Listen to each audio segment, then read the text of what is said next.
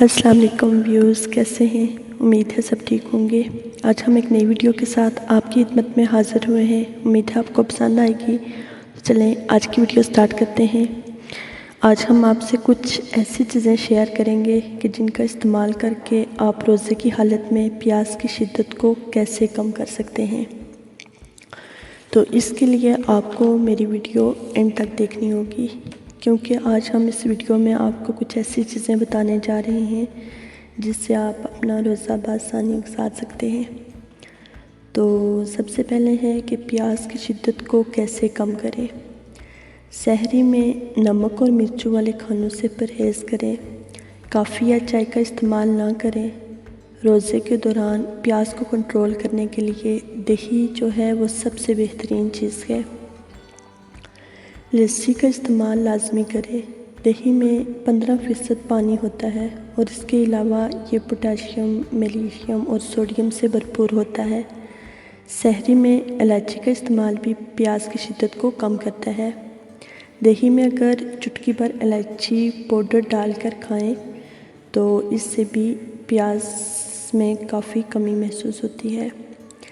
سحری میں دہی کا استعمال ہائیلی ریکمینڈڈ ہے، کیونکہ یہ نہ صرف پیاس کو کم کرتا ہے بلکہ اس میں کیلشیم کی موجودگی آپ کو کمزوری محسوس نہیں ہونے دیتی اور آپ سارا دن فریش رہتے ہیں۔ سحری میں سبزیوں اور پھلوں کا استعمال جیسے کیلا، خوبانی، سیب اور اس کے علاوہ چنوں اور اوٹس اور گندم کے آٹے کی روٹی وغیرہ جو ہے آپ کو بھوک لگنے سے بچاتی ہے، کیونکہ اس میں فائبر کی مقدار بہت زیادہ ہوتی ہے۔ اگر سحری میں کم وقت رہ جائے تو آپ کون سی ایسی چیزیں یوز کریں جس سے آپ پورا دن روزے میں فریش رہ سکتے ہیں؟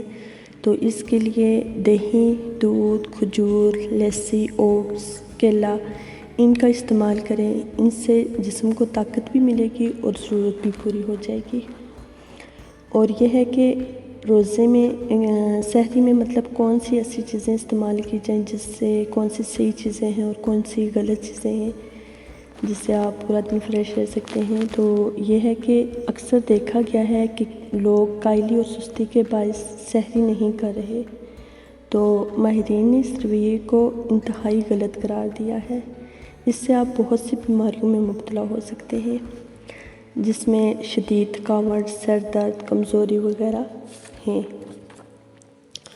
اور ماہرین کا کہنا ہے کہ سحری ضرور کریں۔ سحری میں ایسے کھانوں کا انتخاب کریں جن میں کاربوہائیڈریٹس کی بھاری مقدار موجود ہو، جیسے روٹی ہوگی یا دالیں وغیرہ۔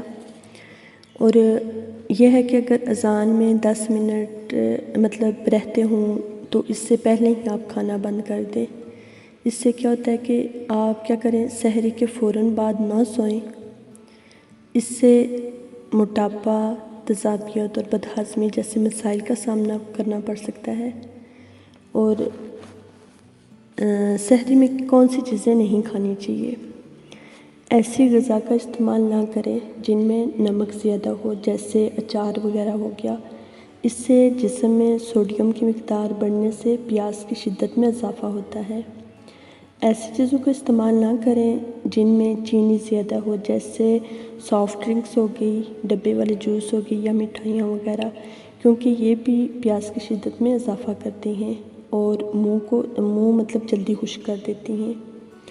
سحری میں ایسی چیزوں کا استعمال نہ کریں جن میں کیفین جیسے کافی ہوگی، چائے یا چاکلیٹ وغیرہ ہوگی، ان کا استعمال ہرگز نہ کریں، کیونکہ یہ چیزیں باڈی ٹمپریچر کو بڑھاتی ہیں، جس کی وجہ سے ہم ڈی ہائیڈریٹ محسوس کرتے ہیں۔ تو امید ہے کہ آج کی ویڈیو آپ کو پسند آئے گی۔ آپ ان رولز کو فالو کریں تو انشاءاللہ آپ کا رمضان بہت اچھا گزرے گا۔